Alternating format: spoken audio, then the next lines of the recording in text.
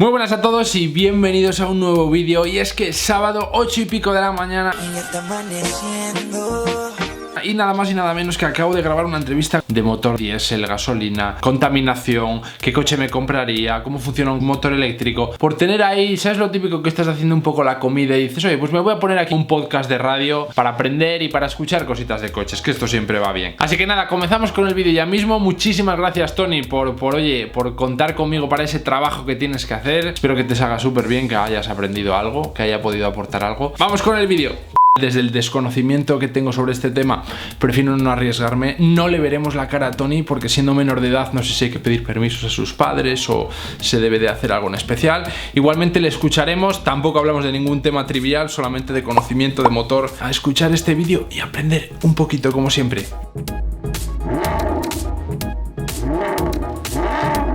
Muy buenas, Tony. Hola. ¿Qué pasa, tío? ¿Cómo estás? Muy bien. ¿Todo bien? Muy bien. Venga, genial. Cuéntame. Espera, que tengo las preguntas aquí. Perfecto.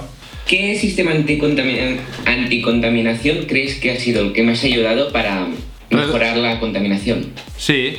Mira, hay varios, pero hay uno que te diría que para mí es el catalizador de 3 vías. Bueno, y estoy aquí en plena edición de vídeo y ya veréis que a lo largo de esta entrevista, de esta charla, os iré haciendo pequeñas introducciones, pequeños extras de vídeo explicándoos más cosas, porque al final, entre la caraja que llevaba que era interesante, pues siempre se quedan cosas en el tintero y cosas que hay que recordar. Respecto al catalizador de 3 vías, tengo un vídeo con las 7 partes al completo detalladas de un sistema de escape, todo lo relacionado con contaminación medioambiental, contaminación acústica y sobre todo para conocer todos los tramos hasta que esos gases ya quemados salen por el escape. Así que os dejo el vídeo por aquí arriba y continuamos con la edición. Me parece muy importante, aparte que no es una construcción demasiado compleja, lo que haces es 3 agentes contaminantes que se producen a la hora de, bueno, pues de la combustión de ese combustible dentro del motor. Se provocan hidrocarburos, se provoca CO, el monóxido de carbono, el conocido monóxido de carbono, y luego también óxidos de nitrógeno. Esas 3 cosas se convierten por una serie de procesos químicos en nitrógeno, N2, que al final está presente en la atmósfera, CO2 también, que no es tan contaminante, es causante del efecto invernadero, pero no es tan perjudicial como el monóxido, y luego pues también partículas de agua. Entonces, bueno, lo mejora bastante el tema.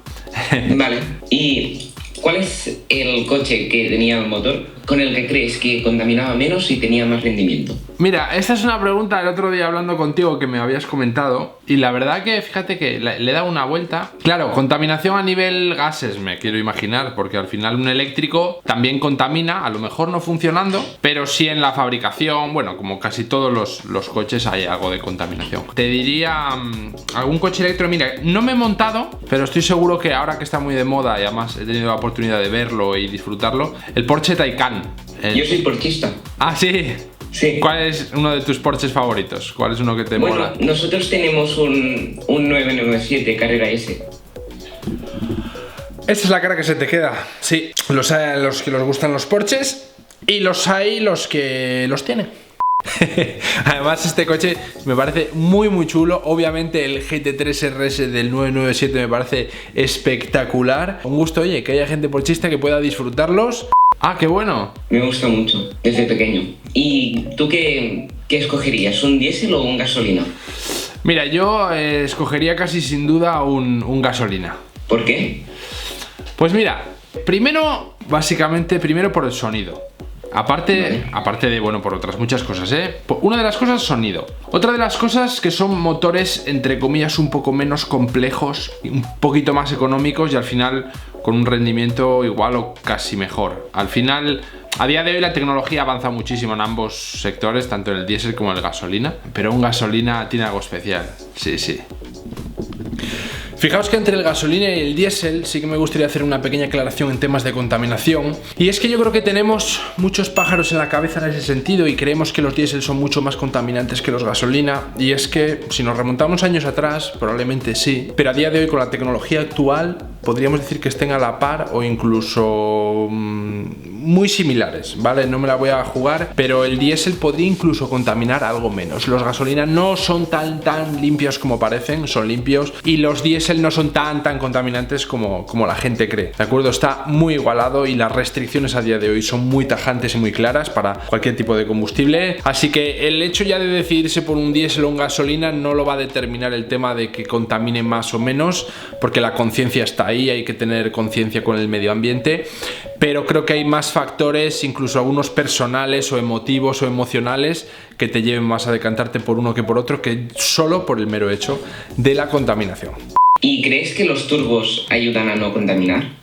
Buena pregunta porque esta es un poco controversial, es decir, puramente el turbo como tal, lo que es el aparato, ¿vale? Que salen los gases de escape muy rápido, entran los gases de admisión muy lentos y por una serie de ventiladores se acelera el de la admisión. Como tal, no es que contamine menos o más, es un aparato que favorece a que aumente la potencia del motor. ¿Qué pasa? Que si queremos... Que lo hace con la misma gasolina, ¿no? Con el mismo combustible. No exactamente, o sea, al final el tema del turbo funciona con el aire de entrada y el aire, digamos, los gases quemados de salida. Si nosotros tenemos un coche turbo que genera, no sé, me lo invento, 200 caballos, si nosotros queremos hacer un coche de 200 caballos sin turbo, el motor tendrá que ser un poquito más grande. Por lo tanto, si el motor es más grande, consumirá más porque entrará más combustible, generará más de todo. Como tal, el turbo no es que mejore, obviamente luego repercute y sí que mejora, pero al final por tamaño de motores es donde realmente influye, te diría yo. Para conseguir la misma potencia en dos coches, uno atmosférico y uno turbo, pues te diría que el atmosférico tiene que tener el motor un poco más grande,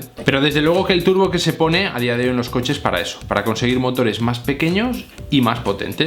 Respecto al tema de los turbos, tengo también un vídeo desglosado al detalle, que os lo voy a dejar también por aquí, del funcionamiento completo de qué es un turbo, cómo funciona, en qué consiste. Y es que un poco lo que decía en el vídeo, el turbo como tal no mejora ni empeora. Todos los diésel a día de hoy, esto lo digo en el otro vídeo, llevan turbo, porque al final todo el tema de regulaciones de contaminación van referidas a la cilindrada. Entonces, si nosotros con ese turbo conseguimos hacer motores más pequeños, la cilindrada se reducirá, pero la potencia la mantendremos. La idea del turbo es eso, que con motores más pequeñitos podremos generar más potencia. ¿Y cómo crees que serán los coches en el futuro? ¿Diésel, gasolina? Buena pregunta también. Mira, yo creo que de entrada van a ser bonitos, porque lo que estamos viendo cada vez más son formas muy chulas. Pero mira, no, ciñéndome a la pregunta, creo que va a haber cada vez menos diésel. Yo creo que va a perder peso bastante, de hecho ya lo está perdiendo. ¿Por qué? Por bastantes cosas, porque los diésel, de entrada es un coche un poquito más caro que el gasolina. Los mantenimientos son un poco más complejos. Todo esto viene implicado porque el diésel es más contaminante, ¿no? Necesitan más anticontaminación. El diésel no es que sea... es que genera también contaminación. A ver, la gasolina genera contaminación, el diésel también. No sería la mayor diferencia. Al final yo creo que se va a ir promoviendo mucho el coche híbrido, incluso el eléctrico, cuando se hagan baterías de mejor manera. Mirad, más que baterías de mejor manera, a día de hoy existen baterías con unas autonomías muy guays, muy aceptables, vamos, súper aceptables. El problema es que esto, para que lo entendamos, hace 25 años los coches que llevaban, no sé, me lo invento, algo que a día de hoy está muy generalizado, por ejemplo, radio, pues eran coches muy caros, una radio era muy cara. Existía la tecnología, pero no estaba todavía generalizado, era como muy exclusivo. Pues con las baterías pasa lo mismo, todavía no es que no sean buenas, es que todavía no está generalizado, la tecnología no ha llegado a unos niveles de producción en el que, bueno, pues todos los precios caigan. De hecho, fijaros una cosa, a día de hoy el coche híbrido es algo como muy polivalente. ¿Por qué? Porque tenemos un motor eléctrico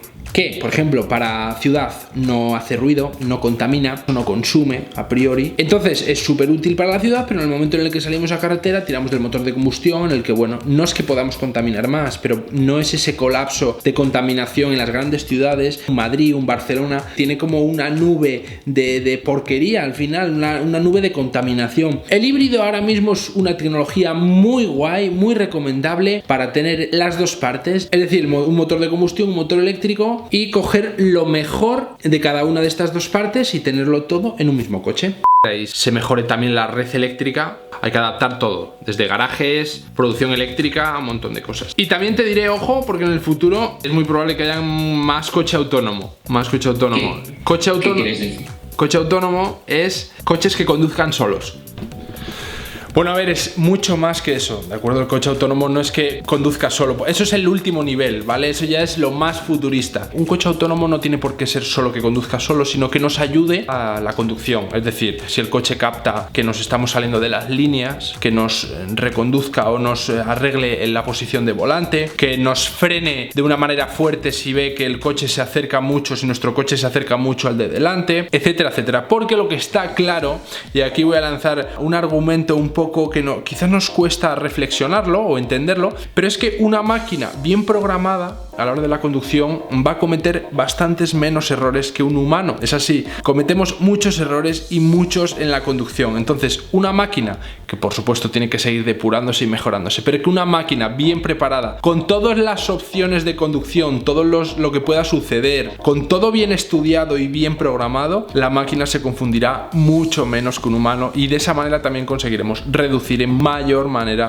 los accidentes. Hice el trabajo final de máster, yo lo hice de coche autónomo y es un mundo aún muy por explorar y que la verdad que es muy interesante. A los que nos gustan los coches, que siempre lo digo y en este vídeo también, pues da un poco de rabia que los coches puedan conducir solos, pero bueno, pensemos que a lo mejor en determinadas situaciones hasta a el que le gusta conducir puede decidir, oye, pues mira, si es que en ciudad a 30 por hora tampoco estoy disfrutando tanto. Pues en coche autónomo. A los que nos gustan los coches, Tony, pues esto es un poco una faena, pero hay que entender también que un gran porcentaje de la gente que utiliza el coche a diario no lo hace por disfrute, sino lo hace para ir a su trabajo, para desplazarse a recoger a su prima, a su primo, a su tía. Entonces, si en ese rato, ¿tú de dónde eres? De Barcelona.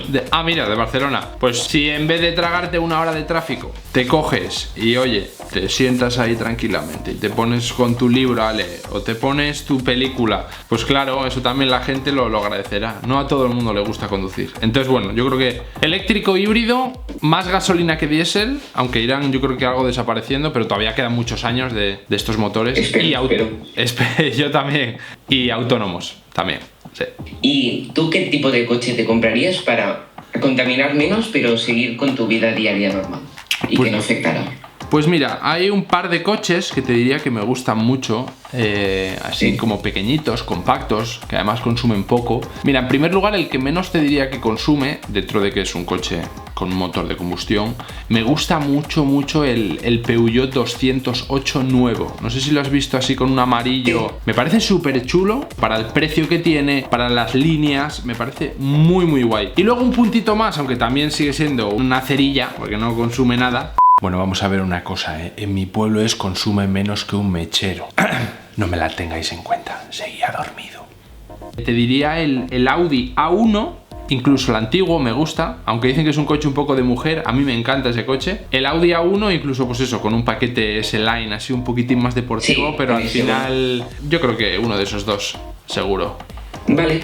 ¿Crees que la inyección ha hecho que el carburador, o sea, ha mejorado la contaminación desde el carburador? Sí, hombre, sobre todo la tecnología ha mejorado, está claro. Al final, mira, el carburador, muy resumidamente, bueno, tampoco es que sea demasiado complejo, pero al final... El efecto Venturi, ¿no? Exacto, por presión, era como absorbes en una pajita y recoges el líquido, ¿no? Pues el carburador era básicamente aspiraba y según tú con el acelerador marcabas más o menos, pues chupaba más aire y con ello entraba más gasolina, pero no se medía, no había un dosado exacto. Y en cambio en la inyección ya está todo mucho más controlado. Entonces, claro, en términos de eficiencia, en términos de combustible, de consumo, ha mejorado, claro, considerablemente. Sí, desde luego. Ay, que me pica el ojo. Pronto quiero hacer un vídeo de inyección y carburación. No sé si puede resultar interesante o no. Dejádmelo en cajita de comentarios de, oye, pues sí, me parece interesante. La carburación a día de hoy ya no se usa, pero todos los coches clásicos, la esencia, esos sonidos tan característicos también eran gran parte gracias al tema de la carburación. Así que dejádmelo en cajita de comentarios a ver si puede ser interesante, que pronto a lo mejor lío un vídeo aquí. ¿Y cómo funciona un motor eléctrico? ¿Cómo funciona un motor eléctrico? Una buena pregunta. Al final, mira, un motor lo que hace es convertir un tipo de energía en movimiento, ¿no? Normalmente, el de combustión quema un combustible y esa energía química la transforma en energía mecánica. En el caso de la electricidad, del motor eléctrico, esa energía eléctrica se transforma en energía mecánica. ¿Y cómo se consigue? Seguro que has tenido en la mano alguna vez un imán, ¿no? Y has jugado, lo típico de que pones polo norte y polo sur y se atraen, o si le das la vuelta al imán y pones sur con sur, se repelen, como que te cuesta acercarlos, ¿no? El uno al otro. Al final, por una serie de campos de electromagnetismo, se genera que ese imán, aunque hay muchos en el motor, hay dos partes, digamos, ¿no? El estator, que es la parte exterior, y el rotor, la parte interior. Pues generas una serie de campos electromagnéticos que hace que esos imanes vayan girando. Hay muchas tecnologías, corriente alterna, corriente continua, un poco lío, pero básicamente es eso. Por corrientes electromagnéticas provocas que ese motor gire. También esto del coche eléctrico es algo que quiero traeros, y más de la mano de un doctor en motor eléctrico, un doctor de doctorado, no un doctor de médico de motor eléctrico, sino de que ha estudiado doctorado, se ha especializado en motor eléctrico, y creo que podemos aprender muchísimo, porque no solo el funcionamiento yo creo que quedó muy con pinzas cogido en esta explicación, sino que además hay muchas tecnologías, el rotor, que es la parte móvil, parte central del motor, el estator, que es la parte fija, conocer un poquito más, así que estad muy atentos también, que pronto el funcionamiento del motor eléctrico, ¿cómo es? ¿Cómo se consigue? Lo averiguaremos, prometido. Y bueno, vamos a la última. Venga. ¿Cuál es la diferencia entre el comportamiento de un diésel y un gasolina?